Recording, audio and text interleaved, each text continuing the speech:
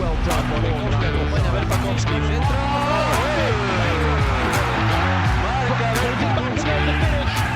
And Riga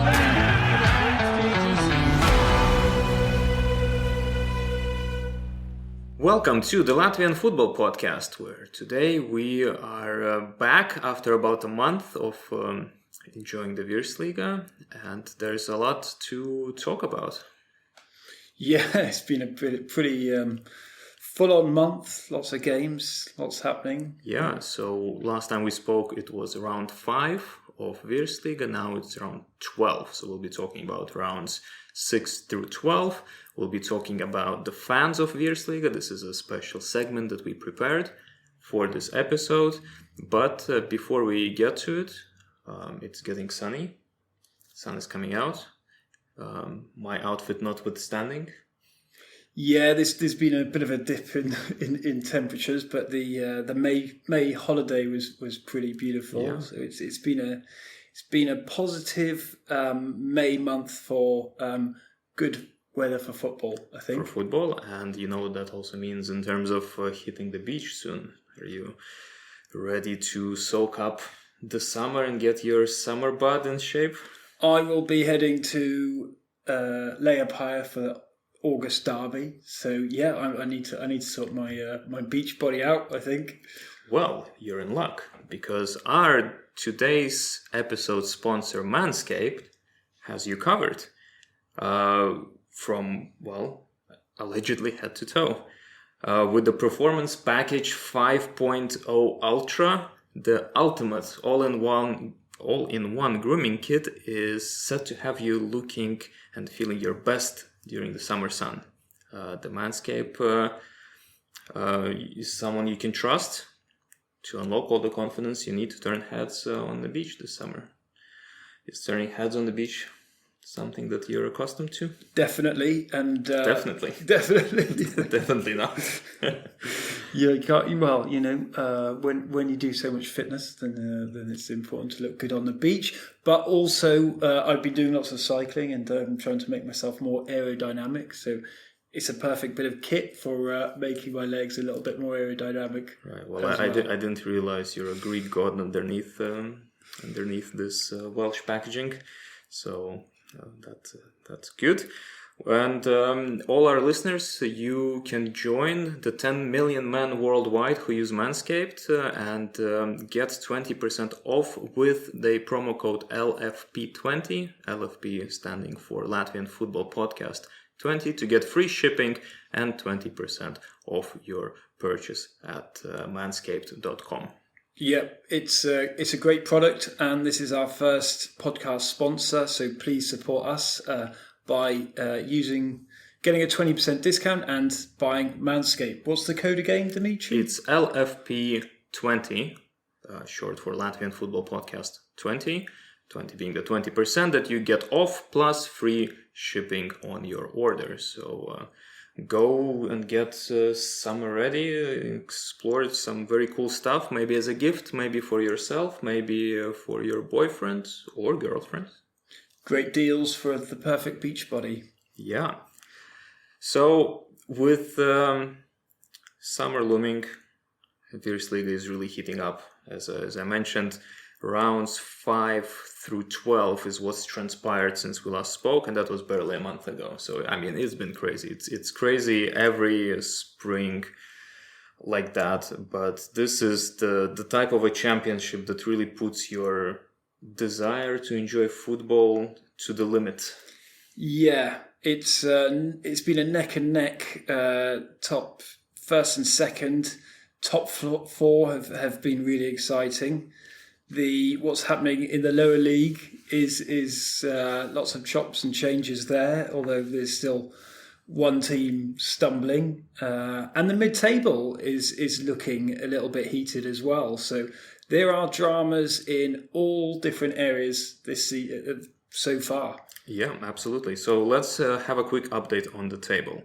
Since we last spoke, some things have changed, others have not. For instance, RFS now occupying the first position with 23 28 points. 28 points, yeah. 28 points, yeah. 28 points, followed by Riga with 25. We're stumbling a little bit. They are close. Stumbling, but they managed to get a draw against Valmiera. Whereas I think Valmiera managed to get a draw against Riga. Well, it's a conversation for later maybe on that game, which was on Saturday. Whereas RFS lost to Valmiera. And, that kind of demonstrates that one team did better than the other, first and second place. So it's good. There'll be little moments like the next Riga derby. And, there's certain results that could determine who's going to win that. I think. Yeah, the last Riga derby, the first Riga derby that happened was great. We both went. It was almost 5,500 people in attendance. RFS won 2-1. Good, even-ish game. I think it was great. That was end of last month. Yeah, one of the best match day experiences I've managed to experience in Latvia. Ozol's nice bit of... All right, I forgot about him. Ozol's was playing, who's a Latvian rap artist. Yeah, pre and post, pre-match and halftime entertainment. Yeah. Really good atmosphere. The Riverside Lions, really good voice. Probably the best home and away sounds coming from both fans, and the football. It was a great game of football, very intense, and some really good players turning up to play the beautiful game. Yeah, as of now, this is still the 3 points that separate the two teams, even though some of them drew at some point, some of them lost. Famously, Valmiera has a 2-0 winning record against RFS this season. But in essence, they even out as of this recording at RFS being 3 points ahead. Number 3 is a bit of a shocker though. So we spoke in our first episode that we hope it's not going to be a 2-horse race, and we hope Valmiera are going to be able to put pressure on the two Riga major teams, and that sort of came to be. Yeah, but it's a little bit of a unexpected scenario, and in my opinion there should be 3 teams challenging for the title right now.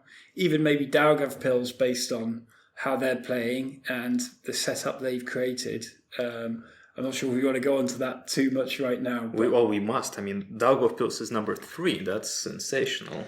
And they're not number 3, with 10 points behind. They're number 3 with 1 point behind Riga. 1 point behind Riga, and Valmiera have been docked 3 points, which I'm obviously biased because Valmiera are my favourite team. But I think a lot more could have been done to avoid that situation. We'll talk about that. We'll talk about that a little bit later. But the 3 points that they were docked still would place them in 4. Still would have placed them in 4, but they've had the best results against the biggest teams, so that clearly demonstrates the team can compete to challenge. What do you mean?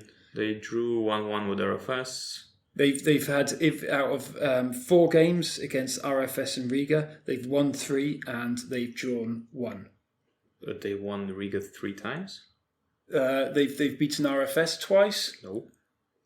RFS start of the season 1-0. No, and then 1-1. RFS beat Daugavpils 21 games in a row. Okay, I thought we were talking about. Valmiera. No, we'll get to Valmiera in a bit. We're talking about number 3 team, not the one you wish would be number 3. Yeah. Okay, Daugavpils. We'll talk about Daugavpils. Yeah.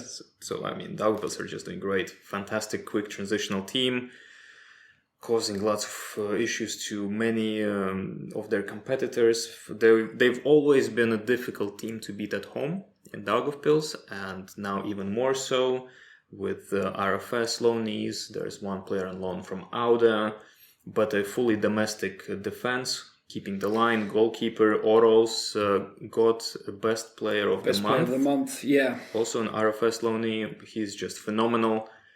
And the team overall is just is just a menace. It's an outstanding team. They've conceded the least goals this season, 7 goals. They've got a brilliant defence and an excellent goalkeeper, and their consistency of maintaining the same team, particularly in defence and goal, has been one of the reasons. But they've just got a really good dynamic that is able to take the ball from goal, using the defence to push up and getting a very fast attacking group of players moving forward quickly. They're a fantastic transitional team, great talent up front. Kolyanin scored a hat-trick just now, possibly the first hat-trick for Daugavpils in their history of Virsliga. Not sure about, but seems that way. Traore, Fofana, just doing great stuff. Yeah. Traore, I believe he scored 5 goals in 10 games, 1 goal every 2 games. I mean, his record is outstanding. He was our U21 MVP back-to-back. First player to get this honor. Yeah, we had a bit of a debate about whether we could give a player 2 times in a row, but he truly deserves it. Yeah.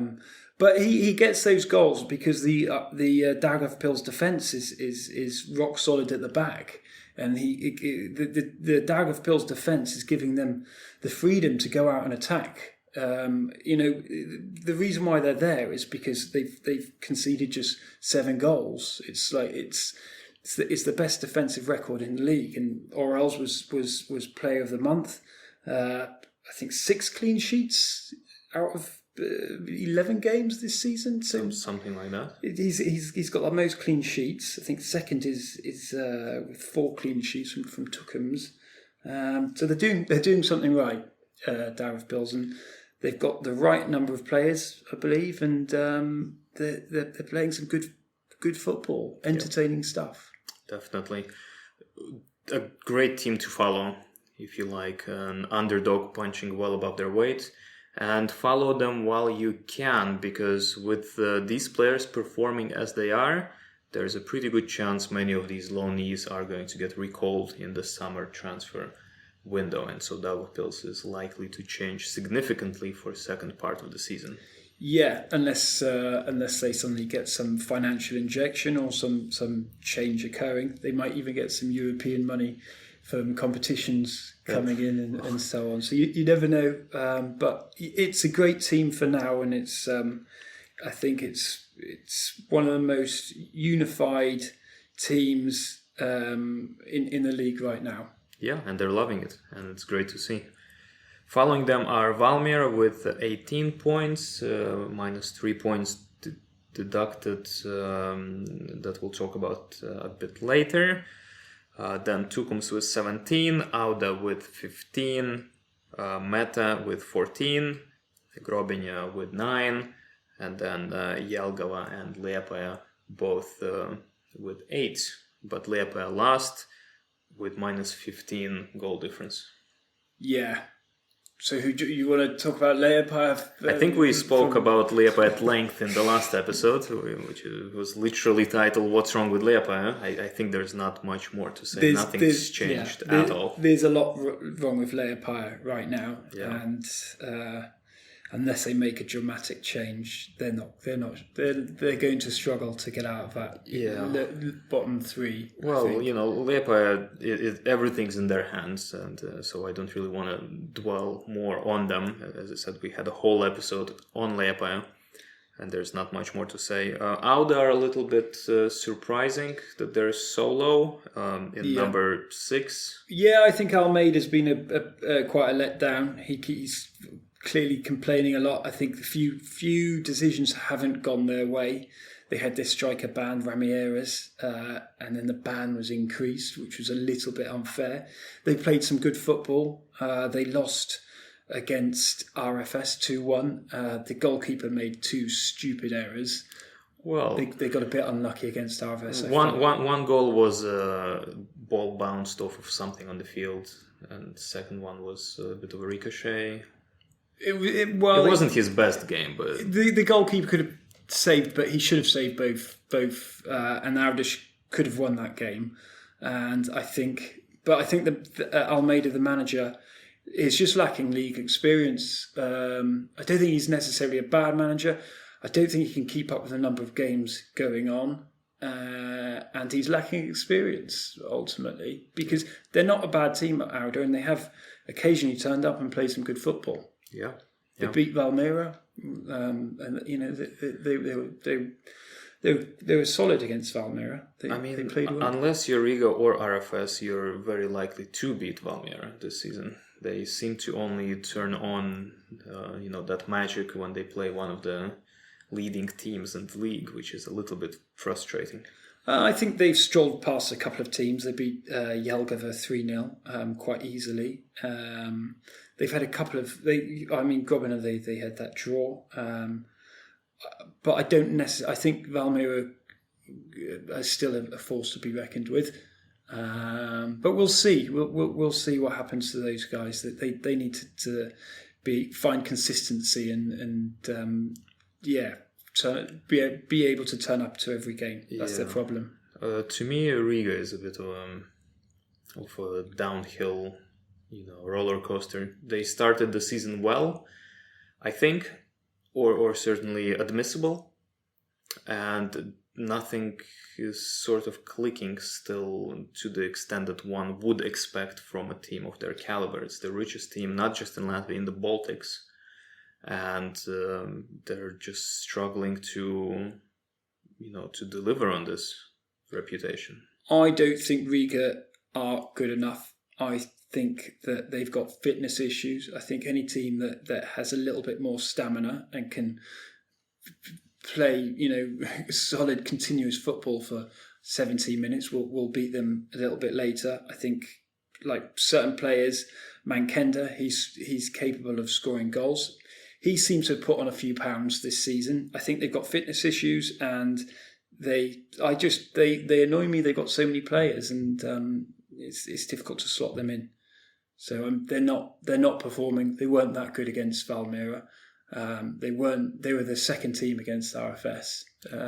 They keep rotating goalkeepers, which is a little bizarre. Yeah, I think that's the other problem. Valmiera and Riga, I don't know if it's quite right, rotating goalkeepers all the time. It's difficult for the defence to get used to passing back to one goalkeeper in a certain way and then bringing in another keeper that will just hoof it up the field. And I think players want to get used to a bit of routine and systems more than anything.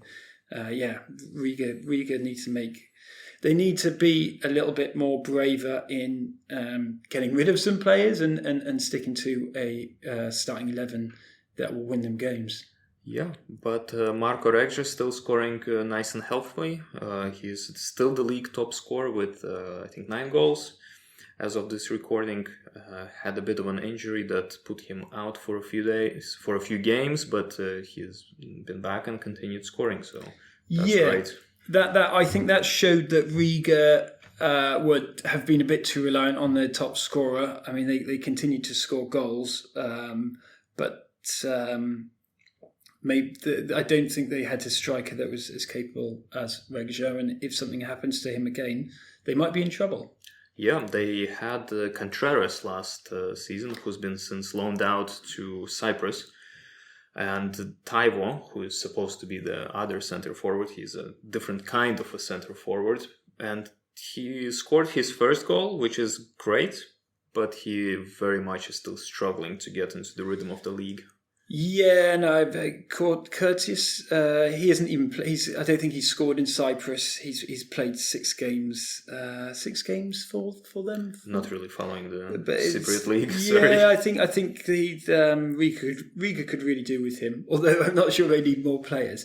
I mean, the more interesting side that we've not covered is the mid-table area as well. What's happening there? Like Meta, they suddenly they're not their usual selves. Aren't they? They're unstable. They have these periods, very brief periods, where they win stuff and then they don't score 5 games in a row and then they win again. I think that's pretty usual meta if you ask me. Well, I think they are they're more consistent. They've got some good attacking players. Correa, he's scored 6 goals this season out of 12, and Sebas, he has Shibas. Shibas. Shibas fish. Yeah, I've got fish on my mind. Shibas has had 4 assists, 2 goals. He's not doing too badly. He's doing really well, yeah. As well. And, he's on form now that he scored last couple of games even. And he's a left back, I think. Or right back. I think, he's an attacking defensive player. Their captain doesn't seem that fit though. Some against Valmiera, he's cramped up about 3-4 times towards the end of the game. Just wasting time. Wasting time maybe. But yeah, Met are interesting. Jelgava, I think a bit of a basket case this season. Unfortunate. The last time we spoke, I expressed deep concern over Jelgava because by that point they haven't won a game yet. This has changed. They won 2 games. But they still seem very, very uneven. There's their main center forward, Ede, who was supposed to replace Osuagu, who was phenomenal last season, is just keeps missing the goal. If he doesn't score, then there's not really anyone else with the formation. Well, do they have a Niger Okoko or That's something? the guy. That's the guy. I think he has Oloko on his shirt, but he has like 3 names he goes by. Yeah. So that's the guy that I'm speaking of. Yeah, I think they're lacking real quality in certain positions. I think they're just lacking that superstar that a team needs sometimes to get them over the line. And they don't have it domestically. And their philosophy, as we discussed, is not to get players on loan. So, I thought that this would be shooting themselves in the foot. And I think it's demonstratively true looking at how they play now. I agree. They're still a good team. They lost many of the players from their kind of a star team last season. But many are still there. But something's missing. Something's definitely missing. They're not their plucky selves from last season. No, they seem pretty depressed, if anything. Yeah, I think they'll just about stay up, subject to what happens to Leipäi and what dramatic changes Leipäi. Are you insinuating that Leipäi might actually be at risk of relegation? I think they're at risk of relegation. Yeah. Right. Well, that would be sensational. Yeah, because I predicted that they finish in the top 4. I don't know if anyone predicted that Leipäi 12 games in would be scraping the bottom of the league, to be honest. Yeah, with, it's just sad to see. Current form being 2 losses, 2 draws and another loss. Yeah, they've got the 5th highest value squad in the league, and it shows money can't buy everything. Or anything in this case. Or in anything. Yeah, and then final team, Tukums and Gobina. How are you feeling about them? Tukums are sort of as they are. They're a team that shoots up and falls down and then gets up again, and that's how they were. They're a bit more stable this season, which reflects in their higher position in the table. In that they didn't really have any changes in defensive lineup from last season, and so that is more solid this year. They're trying to be a transitional team. I think they're over-reliant on how well a game goes for Campbell and maybe some, other attacking player, who's usually Anmanis or Stahls. Yeah, the captain Bogdan's... Samoilovs hasn't really been playing for ages. He's been injured. He was injured, and I think he's quite an inspiring leader on the pitch. Yeah. He can make things happen. He got called into the Latvian national team last season. It'd be nice to see him do a bit more, but I think Tukums will be all right. I think they'll get a mid-table finish. Yeah, no, for sure. They're fine. Some games they're excellent, other games they're very, very poor, and then they're back to excellent. So, they'll keep ping-ponging in their form, and they'll finish mid-table. No Yeah, and problem. they've got players that can turn it on. I think they've Campbell's an exciting player as well. He's done some nice stuff in the Haitian and Stevenson Yeah. scored a nice overhead bicycle kick just recently. yeah, and they've got the wing back, long-haired wing back. Rogovs maybe. They've got some attacking defenders who get balls into the box, which has been quite positive. And speaking of getting balls into the box, get 20% off your first order and free shipping with from manscaped.com with the promo code LFP20. That's a beautiful segue in.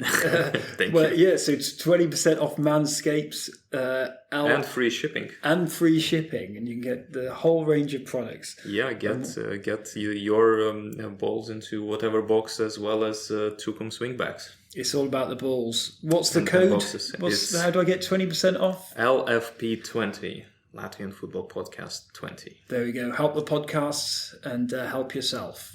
Yep. So and with respect to Grobenia, they're getting tired. It's pretty obvious, but that's what happens to every team that's newly promoted and gets into this period of Virsliga where it's just game every 3 days. So that's normal. I think they'll be fine as well. I really hope. I mean, at least one team in Leopard should be in the league. So I think they're a great team. I really like them. I think their fans are what makes them so exciting as well. They've got some really young players. They've got two brothers, 18, 19. But yeah, hopefully they'll be all right. All right, so that's the table update. That's where we are as of match week 12. And I think we need to discuss something very important that happened to Valmiera. And you are the resident Valmiera fan, so I'll let you. Yes. Was really enjoying the Riga Valmiera game at the Skontor on Friday. Thought I'd look at Twitter for some reason, possibly in an era of poor attention spans. No, because you're trying to be a good podcaster and you're keeping our audience up to date. Trying to keep the audience entertained through the means of Twitter. And the Latvian Football Federation put out a tweet and tweet with a link announcing Valmiera have been kicked out of the Europa Conference Cup. And it gets even better. They'll be replaced by the team who are close to getting relegated, Leopard. So I went to speak quite quickly to the Valmiera PR guy who happened to be in the stand, and that was the first time he'd heard of it. So didn't sound like it'd been handled in the most professional way, more than anything. But yeah, Valmiera have been docked 3 points for paying not paying a tax bill, which taxes are important, but there's quite a long history of football clubs delaying tax payments. The La Liga president or chairman turned up to Riga the other week and said how he negotiated an 800 million tax break or delayed payment for Spanish teams, and stories about Turkish clubs owning 70 million. Valmiera owe 200,000 in taxes. Well, all right. So what happened? And this was inside of 2 days. So in the span of between 8th of May to 10th of May, these two separate pieces of news broke. So on 8th of May, Valmiera, and this was brewing, so this wasn't a shocker. It's been brewing, yeah. Valmiera got a 3-point deduction because of their debts to the Latvian Internal Revenue Service. Yeah. They got deduction on the sum of 188,000 euros in tax debt.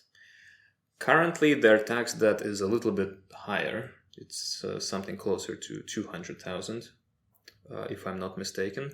maybe, or maybe they have paid some of it off, and it's lower.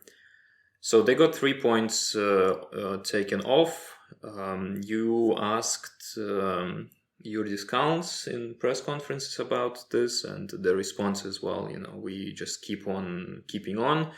Nothing we can do about things that we can't do anything about. It's up to the administration, and we should trust in that they are doing the best they can also. All right, 2 days later, there were some rumors about this, but on very, very short notice. During the game at 8:16 in the evening, so 8 p.m., Latvian Football Federation announces results of licensing for European competitions. And RFS gets licensed to the Champions League, Auda gets licensed to the Conference League, Riga FC gets licensed to the Conference League, RFS Women get licensed to the Women's Champions League, and then Liepāja gets licensed to the Conference League. And people are, what? And then there's an elaboration that because Valmiera did not pay their, it's technically called social and tax institution debts based on the UEFA licensing requirements, they cannot be licensed to participate in European competitions. So they were rejected a license, and Liepāja finished 5th last season, which means they're next in line. I guess they knew, they applied, on an off chance that Valmiera does not get it. And so Liepāja are now going to the Conference League if this decision stands the appeal process, which honestly, what grounds can you appeal on? Well, you can. It's business, and it's called negotiation, and it's in the interests of both the league and the federation to put forward the best teams in Europe. It will not only affect ranking of clubs if a team currently in last place goes and attempts to qualify and has an absolute thrashing. On top of that, I mean, I'm definitely biased in this argument, but Valmiera have got a very young, a young squad with some of the most exciting Latvian prospects in the league. So you don't want one of your most exciting teams with very young, talented players not playing and competing in Europe. So you'd expect the federation and the league to do a little bit more, and also to manage the process as well. Yeah. And I think Valmiera as a club, I think they've failed as well to manage it as well. So I think there's been a little bit. It's been a disappointing reaction from all parties in the league, I believe. Yeah. So I agree on the communication bit. What the hell happened to announce it at 8 p.m. in the evening? That's one. That's well after working hours. There's processes to be had, and there's you communicate beforehand. Yeah, and the clubs affected did not seem to get notice, or at least Valmiera did not seem to get notice of this, or at least notice didn't make it down the communication hierarchy. So that's not great. In terms of, Liepāja is not as good or not as competitive as a team in Valmiera. Well, I mean, that's a bit of a non-starter, isn't it? Because this is based on the results from last season. Last season they did finish 5th. Valmiera did finish 4th. I mean, imagine what would it be if... I can't even picture this, that the federation takes that and then looks at, well, how are you this season? It's like, what if RFS was like a number 7? Yeah, no, I can understand. Oh no, you don't get to go to Champions League. Someone else does. Like Bills. Yeah. I don't know enough of what's happened internally. I've worked for enough corporations, and I've worked in crisis communications and so on to know that there are due processes that should be required. Acknowledged, and with a crisis scenario, you follow a certain series of timelines and communications. So, well, of all the 3 parties that you mentioned, I think still club takes the most responsibility, because Valmiera are the ones who had the tax debt. It didn't come overnight. That built over a pretty long period of time. And then, I mean, they sold, after their golden season, Krolis, 900,000 euros cash plus bonuses, which I guess didn't really work out because of how things were in Spezia. Camilo Mena, 1.6 million, which is in installments. Payments still continue. Yeah, from the parent club of Valmiera to a certain extent. From Doesn't an matter. I mean, associated they still club. have So the money. there's been delays in payments. So I think there's been a series of unfortunate circumstances. Not according to Valmiera. According to Valmiera, there are no delays in payments. Jalisco, 600,000 euros, also installments. Yokota, 30,000 cash, but then sell-on percentage came out to 642,000 euros that Yokota went to Belgium, to Ghent. Arocadare, or however you pronounce that, 3 million. Yeah. Valmiera get a sell-on percentage from that. And they get docked 3 points and don't get admitted to the European competitions, which I would think is pretty key for the club that banks on selling new players, because that is the stage upon which your players show themselves best. And so they get docked those two things for 188,000 in taxes. It's mismanagement. There seems to be issues with whoever the senior setup is for Valmiera, from the CFO and the overall leadership of the club, and I think they should have done more. And I feel sorry for the manager, and I feel sorry for the players, because Valmiera have been let down, and they've been let down ultimately by the owners and the leaders within the company. Everyone has to pay taxes. I think it's harsh what's happened. I think hopefully, as a Valmiera fan, they will appeal and they will restructure the seniority within that organisation and get to the bottom of it quickly. Yeah, I hope so too, because Liepaja honestly are not in any shape to compete in Europe, and to represent Latvia. That's just a waste of a slot as things stand now. But I can't shake this feeling, this very nasty sort of a suspicion that we talked a bit about this last season with Eriks, that Valmiera are almost like this toy that the owner got bored of once Lechia Gdansk came about. And back then it was more just selling players, fine. We spoke with Valmiera fans, and they were like, well, this is how the club works. What do you expect? It's fair enough. It's fine. But with this level of negligence, I mean, it just doesn't look good. I don't necessarily believe that the team is a toy. I think it's still a more than viable business model, where they continue to have quite a robust transfer policy. They've signed some interesting players in their pre-season. They've got a very good youth system. Their B team is doing all right at the moment, and they've maintained some good quality players, and they're rebuilding. I think that they've got problems with how they're run more than that, but that's possibly me hoping as a Valmiera fan. I mean, Gdansk are in they're top of the low league in Poland, going up to the main league. They're going back to Ekstraklasa for sure. So I think that there's a company that is operating in a certain way, and it's clearly got issues with its finance departments and whatnot. I mean, you can look at taxes two ways. You can look at them as something that you just failed to pay for whatever reason, or you can look at them as borrowing from the state without consent. Right? Yeah. So if it's the former, then that raises many questions about whether the club is run in a professional or at least well enough manner to even be an organization at this level that has any hope of sustainability. If it's the latter, then all these transfer sums that I listed, where did that go?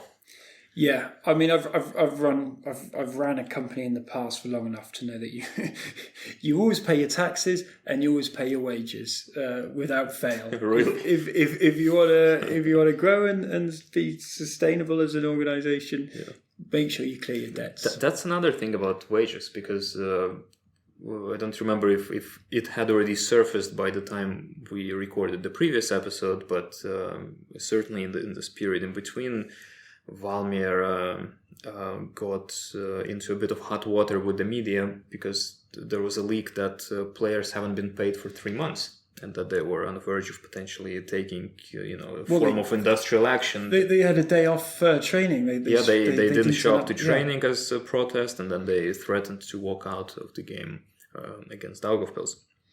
And that has since been resolved, but in a really dodgy manner, because there's been reports that players were paid their salaries from a third-party account. Yeah, well, I mean, businesses operate in many different ways, and there are plenty of creative ways to do accounting, I imagine, particularly from organisations that are operating globally, from the Middle East to Poland to the Baltics and so on.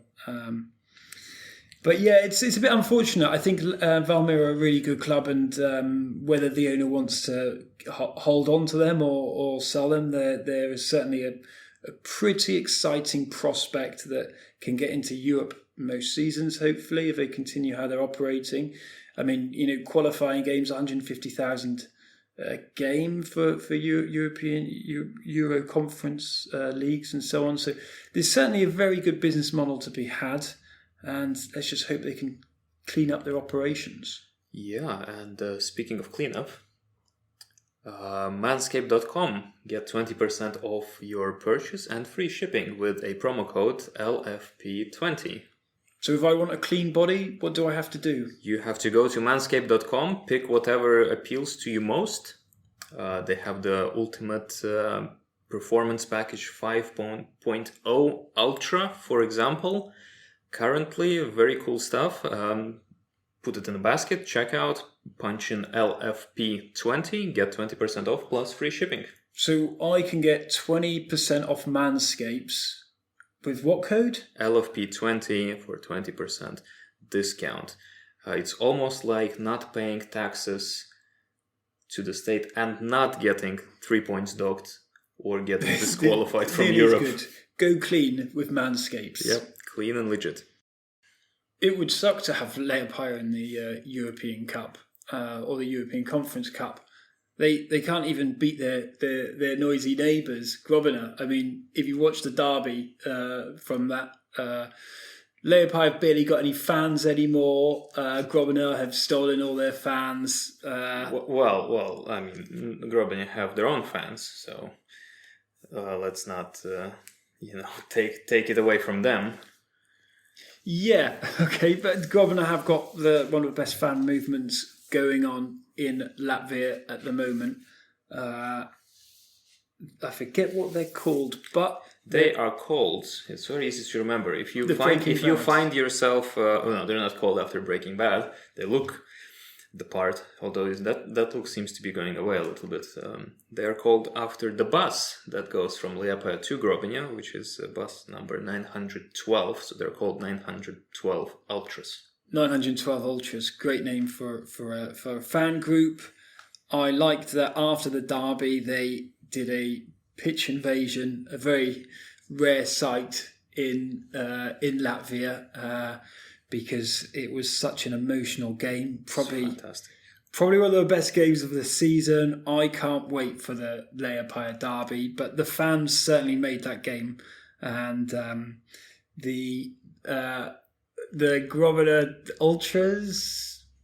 Yeah, the 912 Ultras. 912 Ultras. It was great to see. I mean, there wasn't a dry eye anywhere around, because it's just the emotion and the outburst of this, repressed by FK Liepāja's ignorance and negligence of fans. Emotion just bursting out in the form of people rushing the pitch and dancing and jumping and celebrating and singing was just beautiful. I saw them. They turned up to the Skontor, and they were the most passionate fans I've seen in terms of a desire to support their team, pull off the opposition. They're very passionate about making sure that Mankenda knows that Tamas Pertia hates him. Yeah. They played to the Leijopaja rivalry. I think the fact that they created they raised some money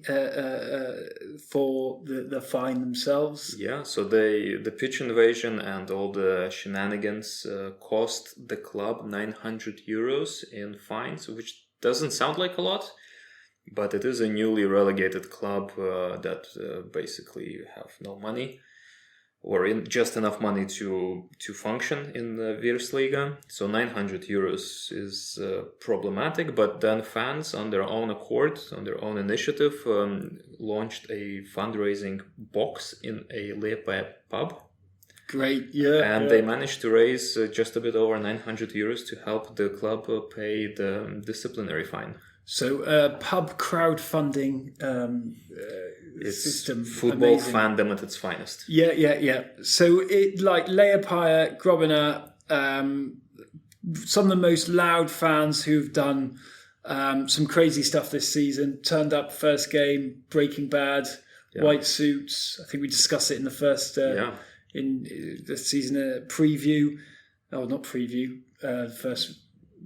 Last episode, basically.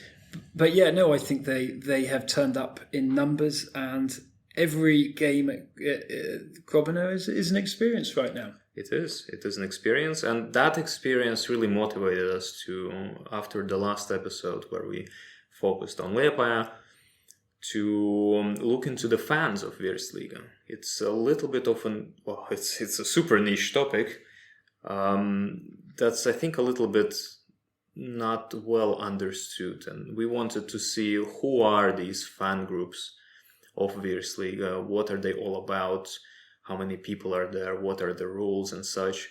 So after the recording last time, we started contacting members of the most prolific fan groups, basically the Ultras. And Ultras in Latvia doesn't necessarily mean Ultras elsewhere. It doesn't have this hooligan aspect, but in essence, these groups of fans that that are there's a sense of there's a great sense of camaraderie. They've got their own songs, like a range of different fan clubs, and it's a growing movement. There's a lot of people that have started to. You've seen an increase in away fans, a lot more organised groups turning up as far as Daugavpils, Valmiera. You often see buses coming from various fans, and it's something that's growing, I think, in organized season. And like semi-organized fan movements. And so we were very pleased that people have engaged with us. People were friendly and helpful, and mainly we got decent answers to our 12 questions, which were about, how old is your fan club, how many members are there, how does one get in, what are your proudest moments and achievements, what is your relationship with the club that you support. How do you get involved with a fan group, fans, and so on as well? Yeah, like I just mentioned. Yeah, this certain songs. I think we've got a whole book of information that's been provided by. It's super interesting. I'm really glad we did this, and thank you so much to everyone who took their time to actually answer this. Again, there's games every 3 days now, and if you're a fan, then you have your day job or life on top of that. So we're really, really, really grateful for everyone who engaged. And we came up with some interesting stuff. So we spoke with Meta Ultras. We spoke with Riga FC supporters group. We spoke with the Valmiera supporters group. Valmiera boys. Oh, yeah. Valmiera boys. We spoke with the Liepaja supporters, Amber City. Amber City, yeah. We spoke with RFS supporters, Riverside Lions. You're a bit of a Riverside Lion, aren't you? No, I'm not. But I do enjoy, going and enjoying games in their vicinity. Yeah, okay, yeah. We spoke to Daugavpils Ultras, and we spoke to the aforementioned Grobinja supporters, the 912 bus Ultras. Yeah. Who were by far the most secretive and difficult to get hold of, and the communication. It was a little bit like negotiating with a terrorist cell, because it had to happen through an intermediary, through an anonymous Google Doc. And okay, so we don't know the name of the. We don't know some of these names anyway, but just none of the other ones had to go through such a chain of mediators. So people wanting to join them is quite a challenge to track them down. There is no way to join them unless you're invited, it seems. Okay. Right. So you can start standing near them during a match and slowly. Yeah, at your own peril, I suppose. But yeah, so we found interesting things. For example, the oldest fan club currently in Virsliga is Meta Ultras. They were founded in 2012. The second oldest one is Riga FC. 2 years later, 2014, around the time when Riga FC was founded. Yeah, but these are organised fan groups. I think Valmiera, from what I read, they've been going for quite a long time, but they're not necessarily an organised group. Right. Well, Valmiera didn't really tell us year of their founding, because apparently they are not a group as such. They're more of a they know collection. The place to go in the stands. But their I did a little bit further digging, and their social media pop up in 2015. Okay. Which kind of lines up with the Valmiera's history in Virsliga as well. Or certainly this iteration of Valmiera. So yeah, their next oldest one, third oldest one, 2015, Valmiera Boys with Z. Amber City is founded in 2016, same as FK Liepaja. Riverside Lions 2018, so a little bit later than the clubs. Yeah, I think the fastest growing may be the Riverside Lions. We can't say because we don't have time, longitudinal data. Yeah, based on attending a lot of games this season, even cycling from 1 to 2 games in a single day. I think they're up there with growing fans. I think they're one of the most active groupings, for sure. Daugavpils Ultras founded apparently only last year, and of course Grobinja are only this year, their promotion. So we have basically fan groups, organizations going from 2012 to this year, and that's super interesting. Yeah, it's super interesting. I think we only noticed Daugavpils from seeing their Ultras flag on TV. What do you mean? Did you know about the Daugavpils Ultras before? I knew, but it's an interesting story of how I knew of them. Okay. And that actually was covered in our conversation. So maybe let's go back in time, right? So let's go from now to Meta Ultras. So yeah, starting with Grobinja, the most secretive fan grouping that there is. Also the ones that provided the, let's say, least informative replies, which sort of I think is fine because they're so new, they're so excited. You know this. New kids on the block ultimately, but they're the new kids on the block, and they're new at being kids. Right? Yeah, and I say this to you a lot. To me, they seem almost like someone trying to be an ultra from what ultras are in popular media. Yeah, I think they're having a bit of fun as well. Exactly. I think they're making the most out of their team's been promoted to the league, and they're just having a bit of a party. That's what they're saying. It's a group of friends, basically, that want to have a good time together.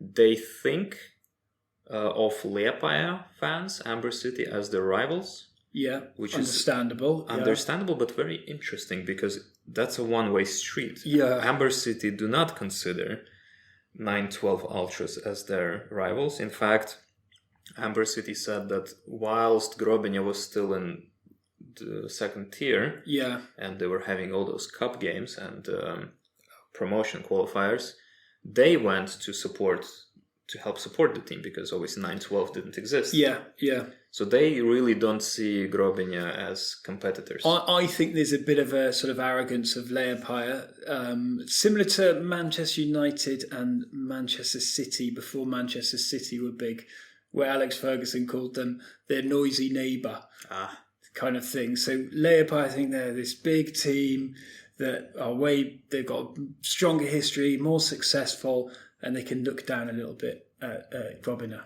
Maybe. That's the vibe I get. Well, yeah, I mean, interesting, because Amber City fans did compare themselves to Manchester United. Okay, yeah. Not in this sense, but still a very interesting callback. So that is the relationship between the two. In terms of membership, 9-12 Ultras are so this is self-reported, so there's no way to verify this, and we didn't even try to, but in essence they self-reported to be about twice the size of Amber City in terms of members. Well, that's visually obvious at the moment. And Leopold haven't got the dedicated fans of turning up to every game, even though they're losing every game, whereas Grobenia are there for the experience and the good time. Yeah. But this is another interesting discovery. I was wondering, where are all the Leopold fans this season? Yeah. And Amber City responses told us that, well, some of them went actually to Grobenia. Yeah. Some of them are still there. Others just naturally rotated out. But apparently Leopold are on a bit of a protest against the way the club is run. So there's a big boycott going on. There is a moderate boycott going on. Well, if Leopold in the European Cup, I wonder if any fans will turn up to that. That will put Latvian football in a good. I think they will, because their proudest moment was connected to going to Minsk and helping, out-shouting the entire stadium. Yeah, that's how the Amber Army came together. The Leopold supporters. I think that was a bit earlier. Not sure. Okay. But in essence, the European games do have significance for this particular fan grouping, the Amber City, who are also just a group of friends, similar to Grobenia, who were supporting the team and decided to a little bit coalesce and formalize it into a supporters club. They used to get support from the club in terms of transport, logistics, and that kind of stuff, and some merch. And some flags, a flag as well. Flags, but that has since ceased, and they are they perceive themselves to be pretty independent from the club, which is a little bit sad, to be honest. Yeah, and I think this is the sad thing about Latvian football sometimes, that the club don't take more ownership of attracting the fans and working with the communities. Well, I think pretty much all the fan groups that we spoke to value their independence. Yeah. So there's that. But also pretty much all of them, other than Grobenia, who are in a particular situation with respect to the resources and such, they all have some kind of support from their clubs. Yeah, I think support from the clubs is a really important part of a club growing, both its business model and also making sure that the community are involved. Because I think there's partly empty stadiums sometimes in Latvian football because the clubs aren't doing enough to connect with the areas that they exist in. And, we'll probably go on to Riga a little bit later, but it's a big city. There's a lot of there's a large mass populace of people who should be attending more games, and I think that the clubs aren't doing enough to create more community fan-led both marketing campaigns, but also initiatives to get fans behind it. Yeah. So that's the deal with these two. 9-12 Ultras claim to have 40 members.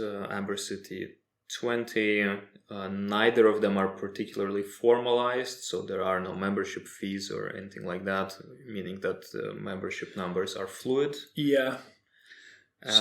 And in terms of getting involved, 9-12 seem to be, as we mentioned, pretty secretive and closed, and you kind of need to know somebody. Amber City, similar but more open. It seems that you can pretty much just join them, and as long as you are energetically supporting, then that's fine.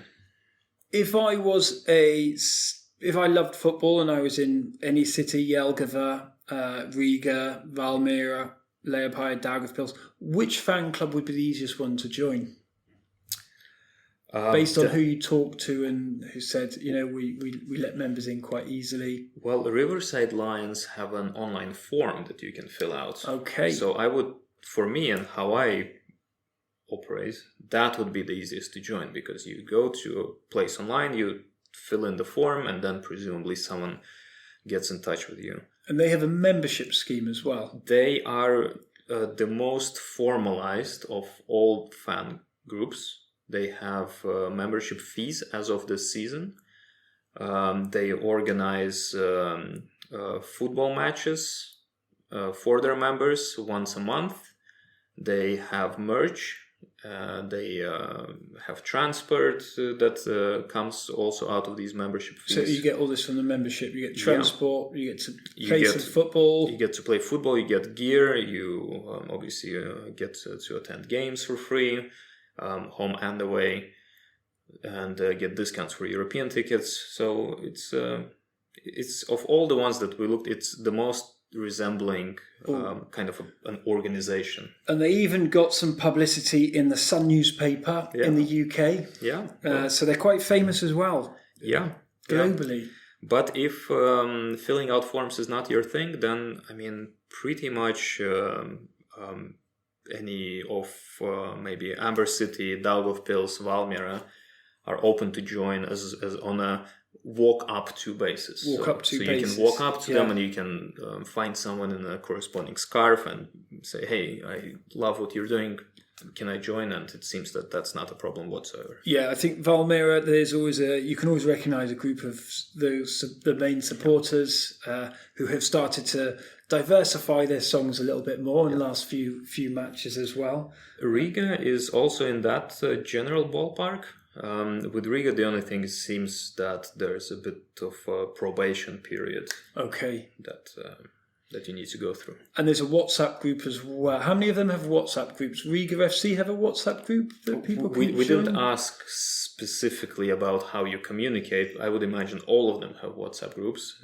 Riga FC's WhatsApp group allegedly goes up to 250 people, although the actual membership is closer to 90.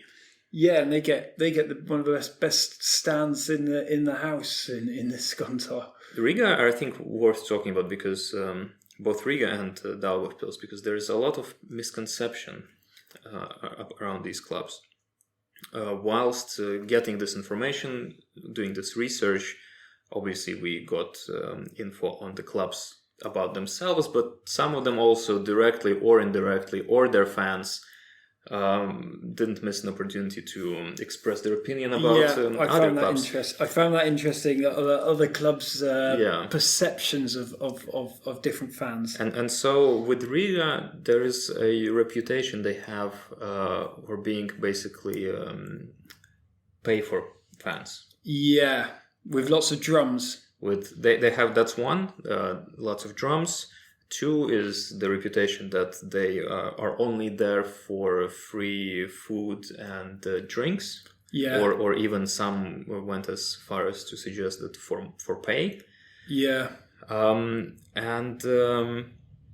that was interesting to explore. Most flags, most drums. Yeah. So it seems with Riga, so drums, that's their choice of how to do it. They rationalize it by saying that there's simply not enough people in the stadium, and drums create an atmosphere, with a reasonably small amount of individuals. Yeah, and once again, Riga should be doing a lot more to get more fans. from a grassroots Yeah. communication perspective. Well, Riga have the second highest average attendance after Grobny. Yeah, in well, the league. they have the stadium and the status to do that, but Yeah. they should be filling the stadium, in my opinion. Other than for big Riga derbies. Yeah. So that's why Riga FC fans use drums. That's their rationalization. Many other fan groups despise this incessant drumming. Yeah. Some said things like, well, just banging drum for no reason. I think out of all the teams and supporters, the Riga FC ones have the worst deal in terms of how other people, how other supporter groups see them.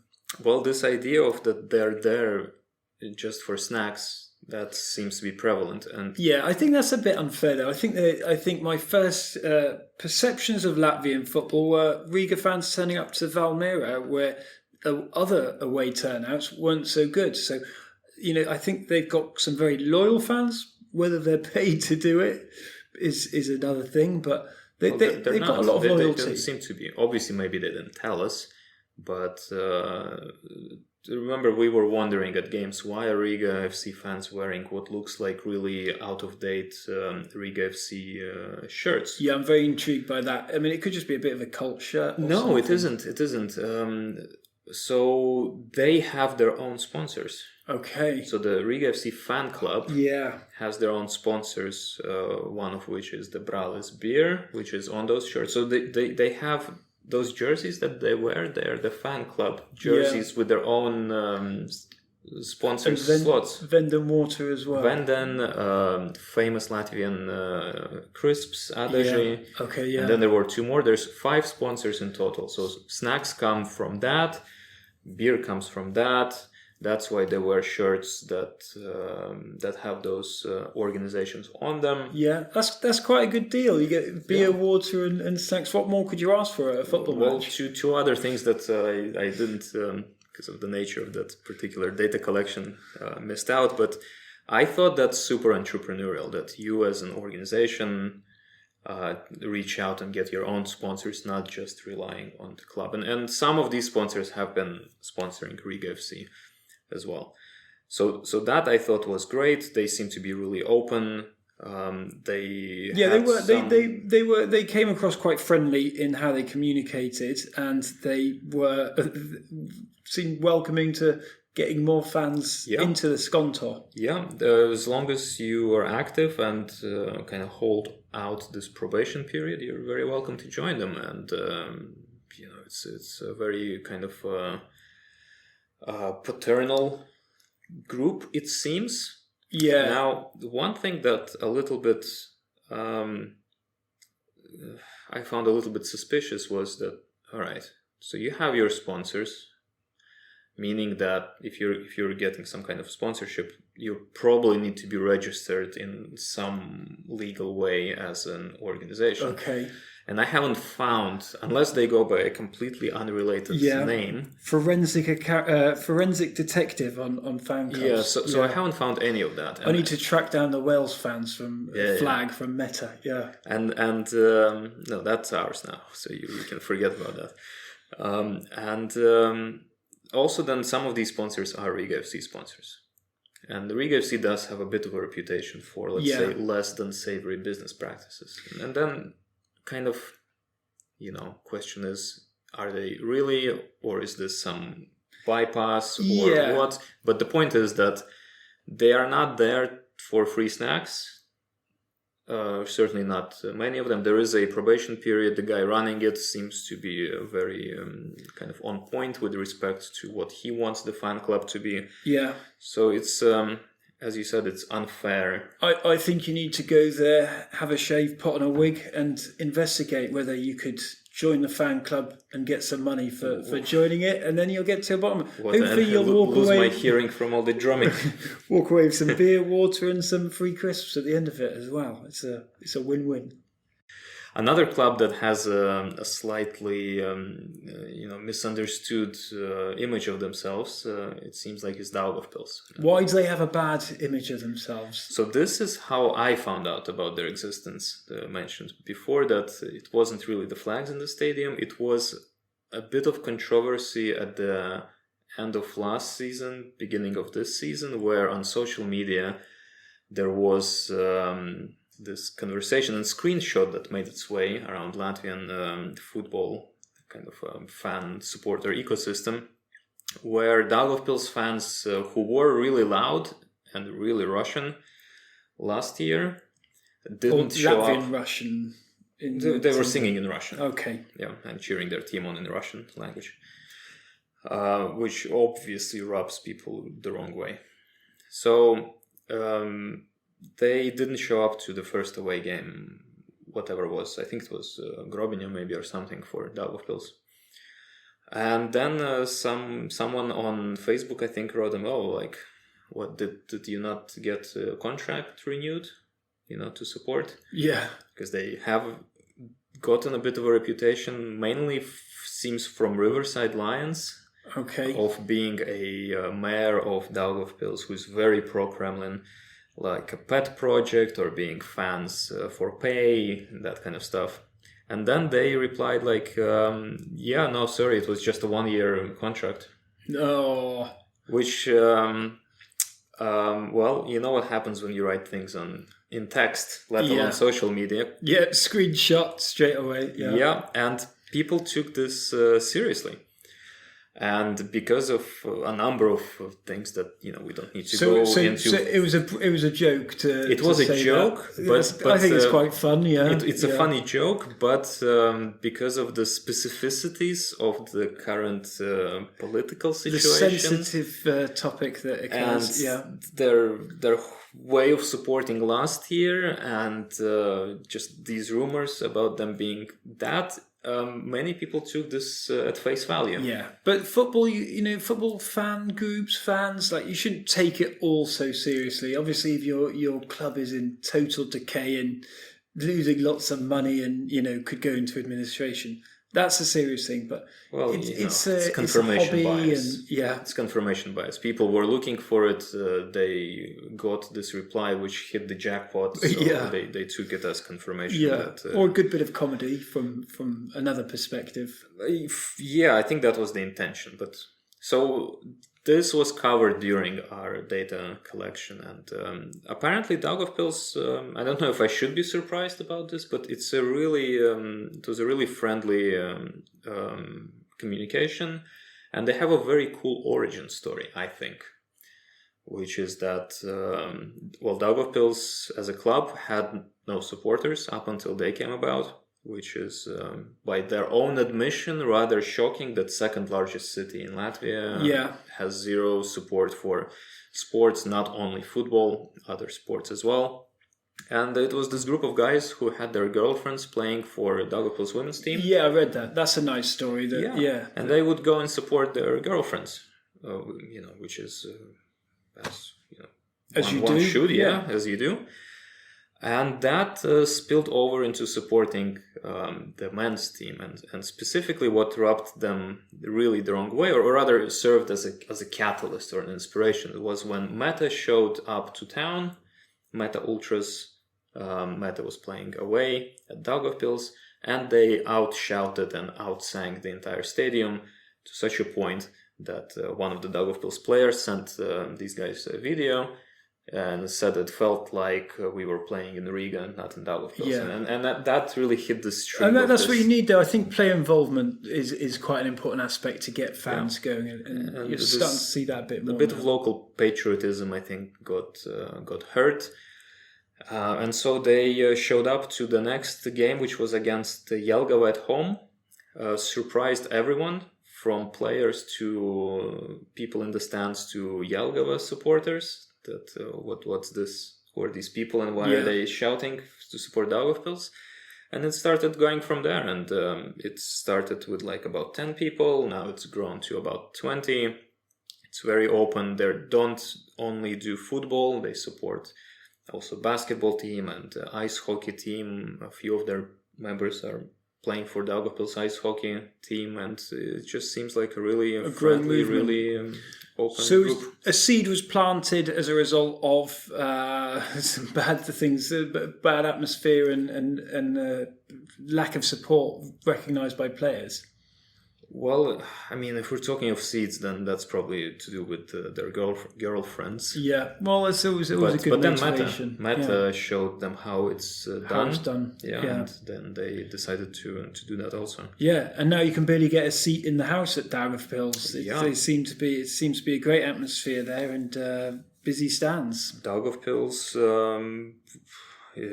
their fourth highest average attendance figure in the league. Yeah, which is very respectable. I'm curious to know who's got the best away support, who brings the best away support. But moving on, I think Valmiera, they've got a very dedicated fan group. They've even got, there's not many teams teams with a dedicated song from a local band, Age of Stones, Stav Pari Visam Valmiera, great song.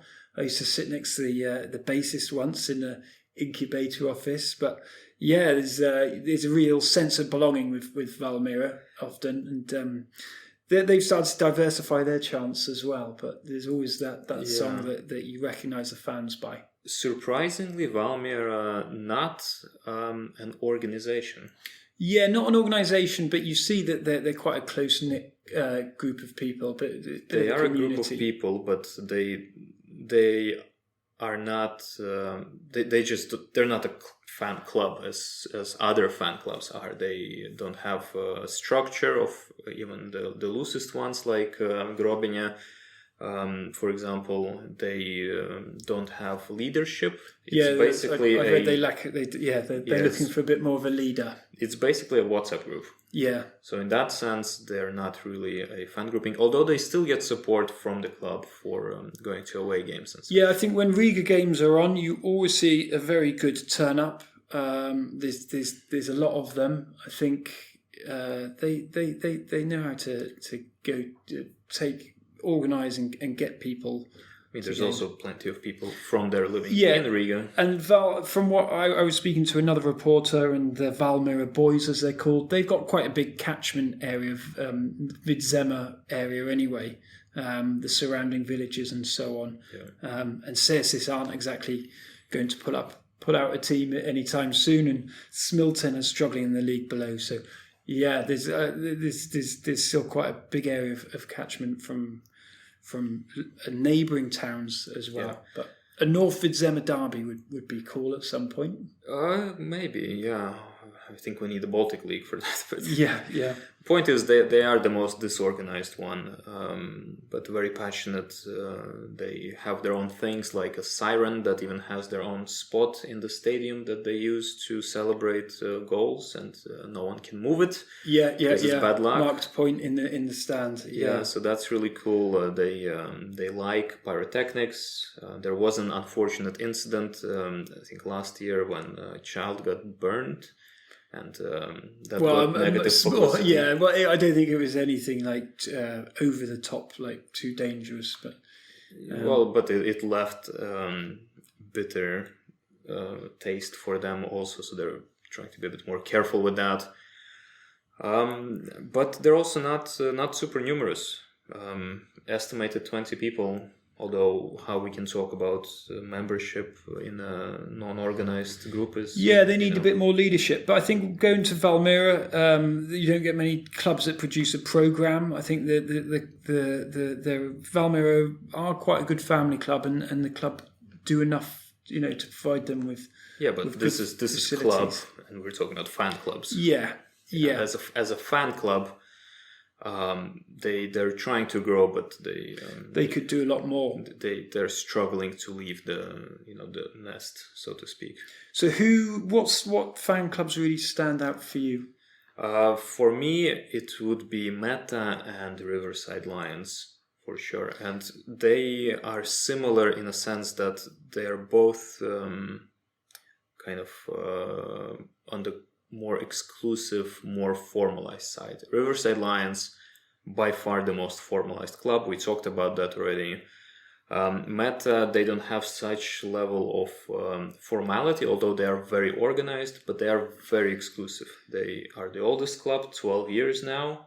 They have tradition. They have had a generational change in leadership. They provided us with the most in-depth answers. Yeah, very which was dedicated fantastic. answers. Thank you so much.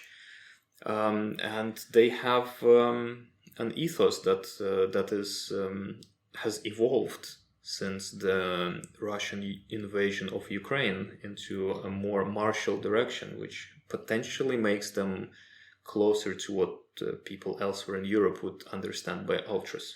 Yeah, and they've got some really good banners and flags as well. They like a good flair, most games.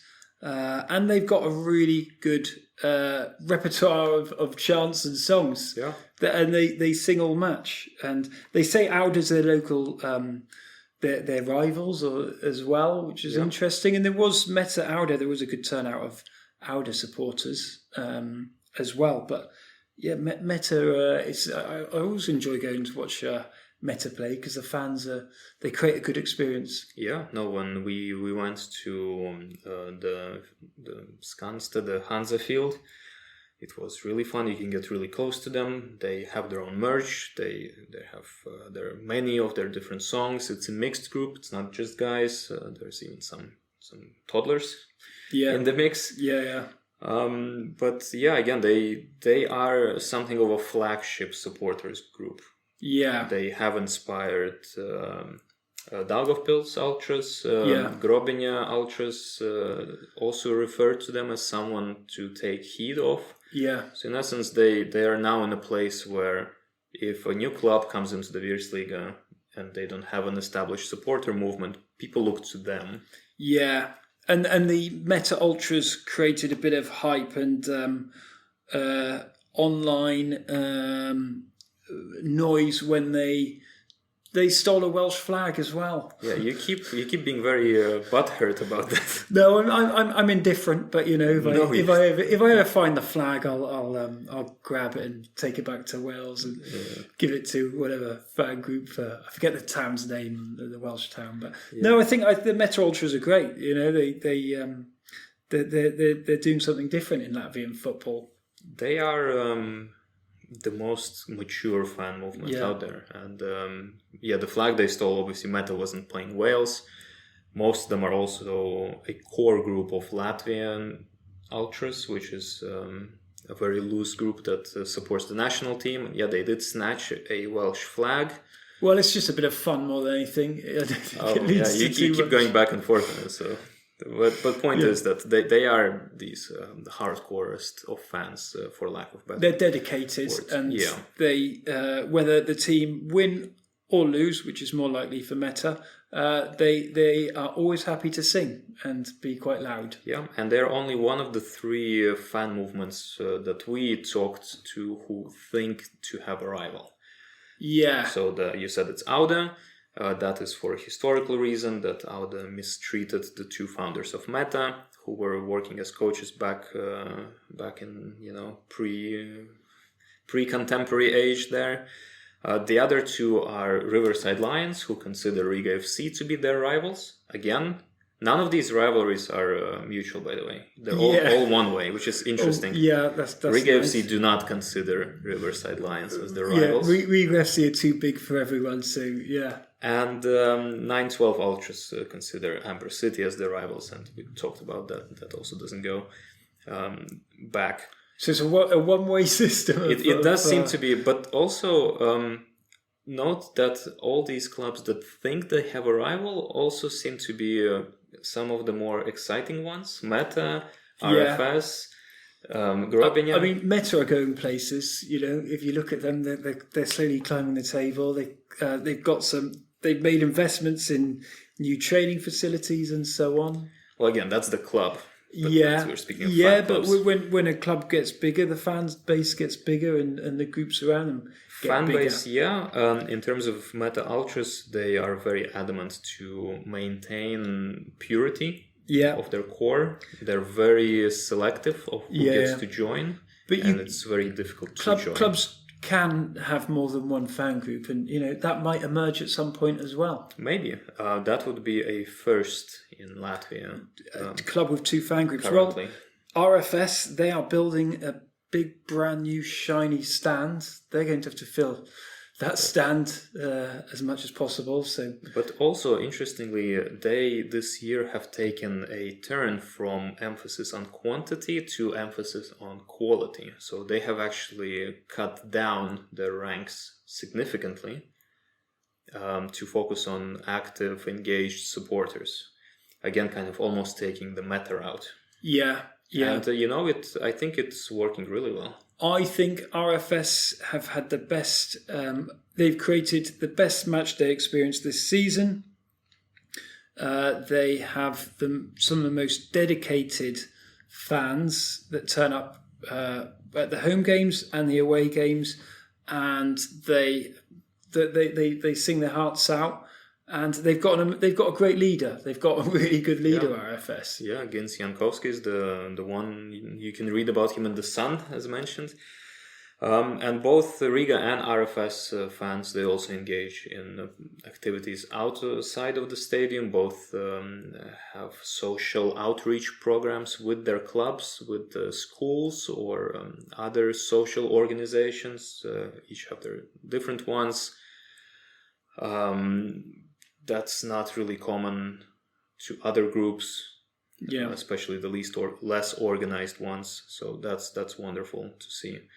RFS publish videos every Christmas, how they go to fulfill the wishes of some kids who kind of apply, basically. And they've got good social media. They're quite active on social media, as are Meta Ultras as well. Yeah. But they are good at communicating, and they are able to connect with their fellow supporters and have a conversation about football as well. Yeah. I think that's what you want to see a little bit from fan groups as well. I do, but also kind of almost charting these fan movements on a chart.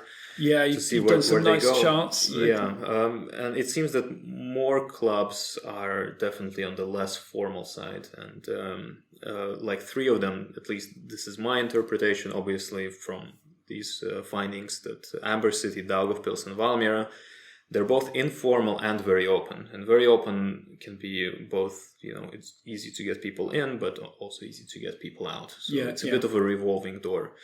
Riga FC are kind of also seem to be an open door policy, just with a bit higher level of formality, which maybe isn't even there. I assigned it because of this whole sponsorship thing. So maybe if that's handled through the club, then they would also kind of end up with Amber City, Daugavpils, and Valmiera. 9-12 Ultras are, I think, a bit too young to really use as a benchmark of sorts. They're just guys having fun and are enjoyable to, for rest of us to see. But these 2 kind of remaining clubs that we spoke about, which are Meta and RFS, they are, I don't know, they feel more solid. They feel like there's a more substance to it, and what they share is they're more closed and they're more formalized than the rest. Yeah, they're more. Yeah, there's a sense of there's a community. They're friends to a certain extent, and they're recognisable as well. They're recognisable. They're more organised. They are supported by their clubs. So I would say that is maybe the way to go. All right, we want more people in the stands. We want people to sing and wave flags. But maybe you need to build up this core first. Yeah, well, I think every club needs to have a fan representative within that club as well. And if you look at British clubs and other European clubs, there's a fan representative that turns up to board meetings and is involved in different aspects of the club. And you don't see that enough in Latvian football, where fans are represented at decision-making level.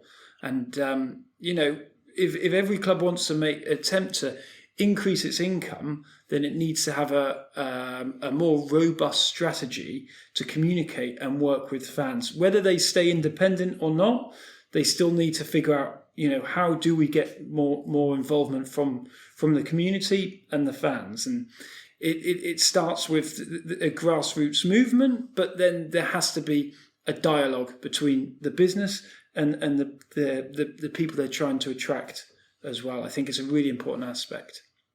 I agree. And we asked a question that's something like that, which is what we talked about before, about this fan co-ownership model. Sadly, everyone other than Daugavpils pretty much dismissed it out of hand as a non-starter in Latvia. Yeah. But I mean, it's disappointing because a little bit. Yeah. I think I have been cycling everywhere this May in Riga. I think Riga is a great city for cycling, but there are swarms of communities and large housing areas and big populations of people, but there's not in London, for example, there's football clubs will go and build small pitches, areas, 5-a-side pitches everywhere, but there's not really enough engagement with clubs and communities in terms of how do you get more people playing football and being more involved in your surroundings. Yeah. I think Meta do kind of have that a lot more with the schooling and academy and so on, but I would like to see more clubs doing more to reach out and connect with the fans. I would like that too, and fan clubs doing the same on their own terms and in parallel. I mean, yeah, I think the club is the business ultimately, and the fan is the customer often, which is good. If you see it that way, it's a little bit sad because where the club exists is the community, so it's finding that balance. Yeah. So that's about fans. It was super interesting. There's a lot more that we got than we could discuss. Yeah, obviously, it's a big topic. It's a big topic, and we got a lot of information, which is great. Maybe we'll still use that later on, or find a way to share that with you, our valued listeners, in some other format. And a special treat for this episode, we have a special guest. You sat down with David Parks to talk about club coefficients and what that is and how it affects Latvian game. Yeah. So David Parks is a bit of a mathematician and statistician. And I tried to... during a busy working day, I had a call, and he had some very interesting insights. Well, let's see what he had to say. This is the Latvian Football Podcast, and I'm delighted to be joined by David Parks, a journalist and analyst who takes a keen interest in UEFA football coefficients. Hello, David. It's great to have you on board. Could you tell us a little bit about why you're interested in European football? Hi, I'm Frank. Thank you for having me on this podcast. It is a true honor to be part of this, and I'm glad to have this opportunity. I take a keen interest in European football because I grew up with a love for geography and football, and when you combine those two, you have a wonderful passion in world football. Not just European football, but world football in general. It takes you to places all over the world. So that is what got me into football. Amazing. So we're going to be talking about Latvian club qualification into the UEFA club tournaments today. And you're going to talk a little bit about football coefficients. So firstly, what are football coefficients and when and why were they introduced? Yes. So to answer the first question, I'll just use specifically UEFA in this case, but UEFA coefficients are used to assign countries a certain number of spots in each European club competition, as well as the starting rounds. And it also, in the case of clubs, it seeds them into qualifying round draws, as well as the new league phase or former group stage. They were, in essence, introduced to ensure that clubs with higher stature avoided each other in earlier rounds. Yeah. And when did it first come about? Yeah, so presumably it came about the late 1980s. It was, and this is actually how the UEFA Champions League started. It was in the European Cup, I think it was 1988, first round between Real Madrid and Napoli. Real Madrid won the tie, I think it was Napoli. They were not pleased the fact that they were playing such a high caliber opponent so soon, and that was when they decided, the owners decided to suggest changes to this format from UEFA, and UEFA in the end, I guess you could say, caved in. And then 1992-93 was the first edition of the current UEFA Champions League. And sooner, towards the end of the 90s, they started to add more teams from top countries, not only domestic champions, but runners-ups, third-place teams were also involved. So, in essence, it makes tournament selection and seeding a lot less fair for the smaller clubs. In general, yes. In principle, it is the case. Obviously, if you have a club like, for example, Sheriff Tiraspol from Moldova, the league maybe won't be great, but Sheriff has a really high coefficient, so they benefit. But if you look at another club there like Petrocub or Milsami Orhei, it's not the same. They have a smaller coefficient, and they wouldn't have the same benefits as Sheriff. And that applies for all of the smaller countries, especially ones that are dominated by only one or two teams. So, how are they assigned, and what are they based on? Yeah, so they're assigned based up on club performance in Europe. So for club coefficients, it's exactly that. It's just how far a club goes in essence in Europe. The further they go, the more points they get, the more wins they get, the more points they collect. And of course, if they go into the knockout rounds in Europe, they get bonus points as well. If you make a Champions League phase, you also get bonus points. So that's how they're assigned on club side. On country side, they're assigned just on how their clubs do.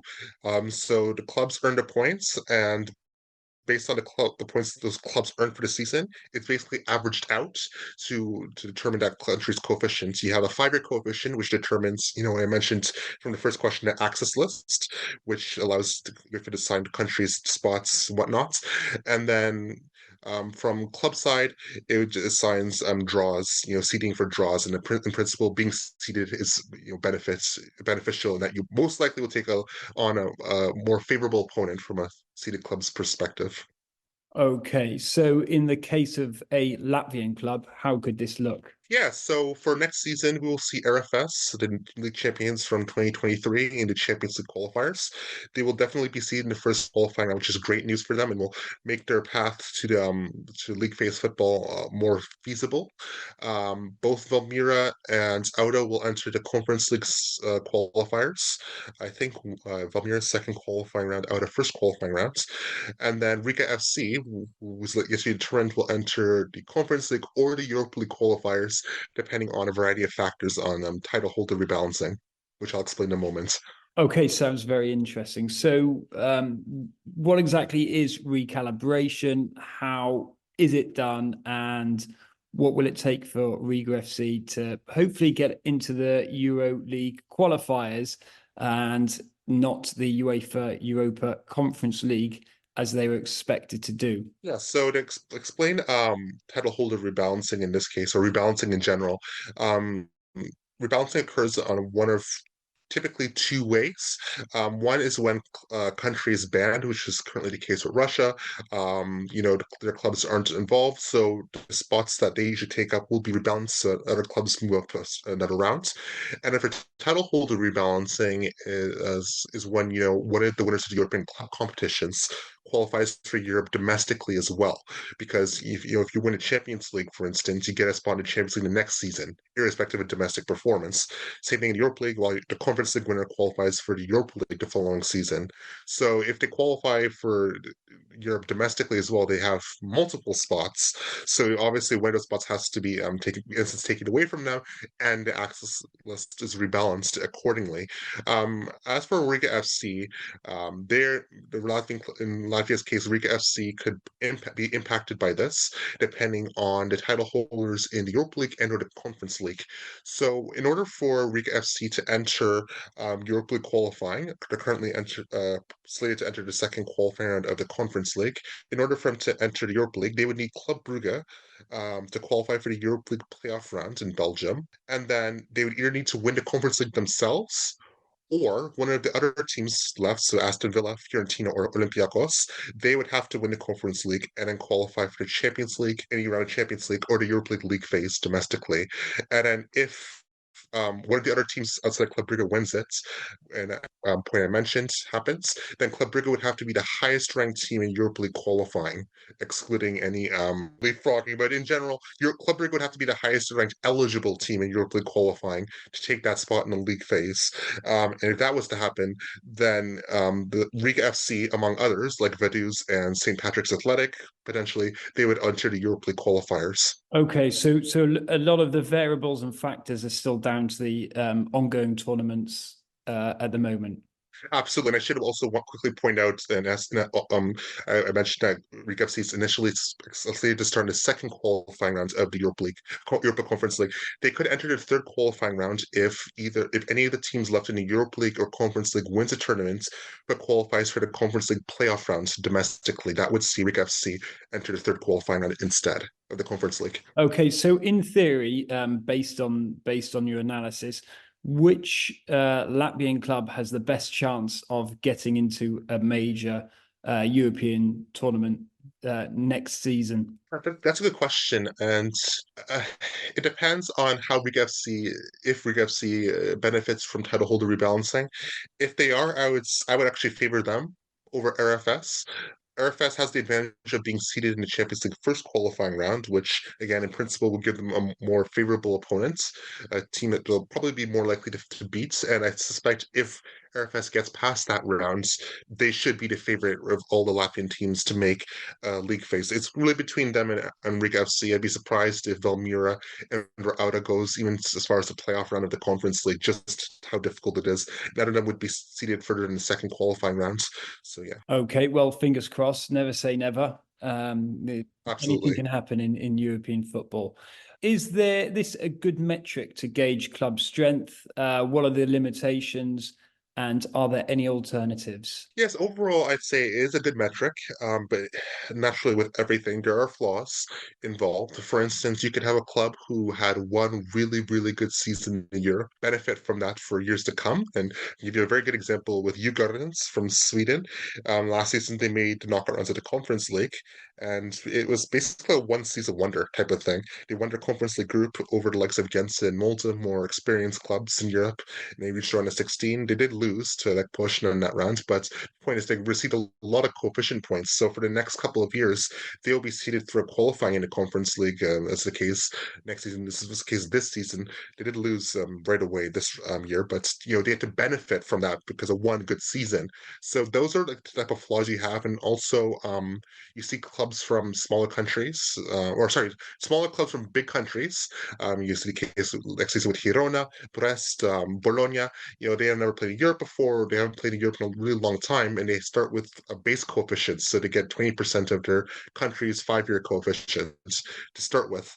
And some of them will play in qualifying, and they will benefit from their country's coefficient that they'd be seeded in the playoff round of Conference League over teams who play in Europe every season. May have a smaller coefficient, like a Rapid Wien, maybe a Genk, for example. And instead of being seeded, these other clubs who have never played in Europe or they don't regularly play in Europe benefit from the country's performance. So those are some of the negatives, but overall it is needed. Something is needed in order to be reasonable, I would say, overall towards all the clubs in Europe. And regarding an alternative method, I would probably compare it to what FIFA and CONCACAF does. They basically use an ELO system, which directly rates the strength of the clubs based on the matches they play and their opponents. So that's would be another method. But what does ELO stand for? Sorry. I'm not aware of what ELO stands for, but it's like it's another ranking method. It's just basically another ranking method. And like I said, it's based on strength of opponents and actual matches themselves and how those outcomes are. It's a very mathematical thing, but that's how it's used, and it's used in the FIFA rankings as well as CONCACAF club ranking.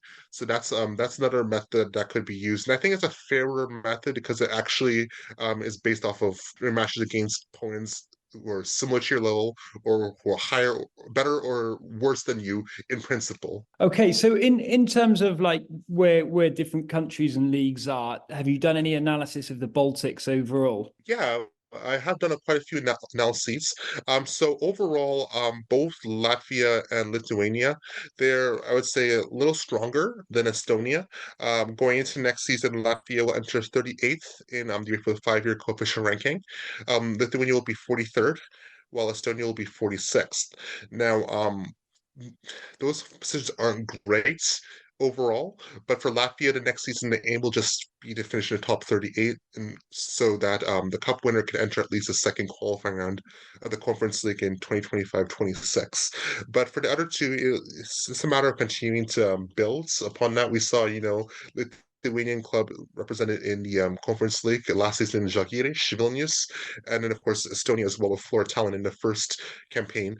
Obviously, we had RFS as well from Latvia. So it's just a matter of trying to build that coefficient. So, in the next couple of years, we can regularly see these clubs in Europe more often competing against, big name teams. Okay, Yeah. very, very interesting. And the sweet spot is 33rd place up to 33rd place. Is that correct? That's correct, because the top 33 countries in the 5-year coefficient ranking, they're guaranteed a spot in the Europa League, at least the first qualifying round.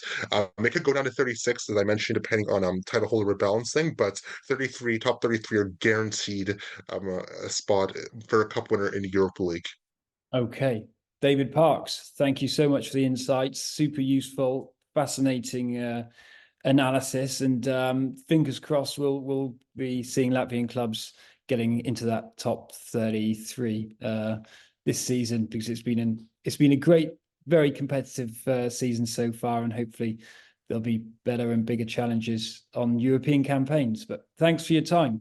Thank you for having me, Frank. It's a real pleasure. So that was interesting. Did you enjoy your conversation? I enjoyed it, and I certainly learned a few things about European qualifications. Yeah, it's an interesting topic. After you recorded, David, so some things transpired, and David wrote to us that unfortunately Riga FC cannot enter the Europa League anymore because Ajax finished 5th in the Netherlands. But they can still enter Conference League qualification round 3, although that is still subject to how other factors play out. So, well, unfortunate, could have been exciting, but as long as we push the top 33 in the UEFA rankings, we're not gonna need to worry about that, as we'll get a Europa slot anyway. So that's that from rounds 5 till 12. It's been a busy May. Anything else exciting to look forward to in May? Yeah, there's a few exciting games, including the second Liepaja derby, where Liepaja will host Grobinio. But it doesn't really matter because they play at the same place. Except this one should be on natural grass in a larger Daugava Stadium. Yeah, I am going to take the train down that day and work remotely in Liepaja for the day before going to have a party at a football match. Yeah, before joining the 9-12 Ultras in another pitch invasion. Yeah, if they let me in. Make sure to drop like a 20 off at their pub collection box. Okay. Help out if you do. Generous tip in the pub.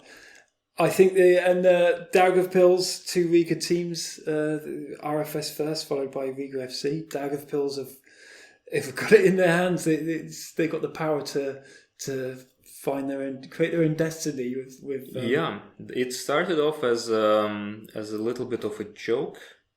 Daugavpils are in the top 4 or 5 of the league, but it's been 12 games and they're still there. So it's time to take them more seriously, and are Daugavpils in Europe next year a viable possibility? Still too soon to tell, but I would love that. Yeah, let's hope Daugavpils this May can beat both RFS and Riga too much. Certainly Riga. Certainly Riga. No, let's all get behind Daugavpils this May so they can challenge for first place. Good luck, Second Daugavpils. place. So, good luck, Daugavpils.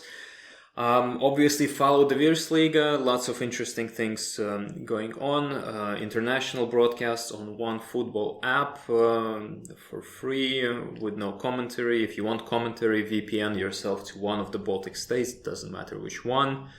And then you can watch through the league's website with commentary. It's even if you don't understand the language, it's nice to get a bit of emotion. Check out the league. Check out keep following us. These episodes, they're rarer this season. But yes, there's more packed, more information. But we're pretty busy on social media at the moment. Exactly. As well. So if you want regular content, just us following the league.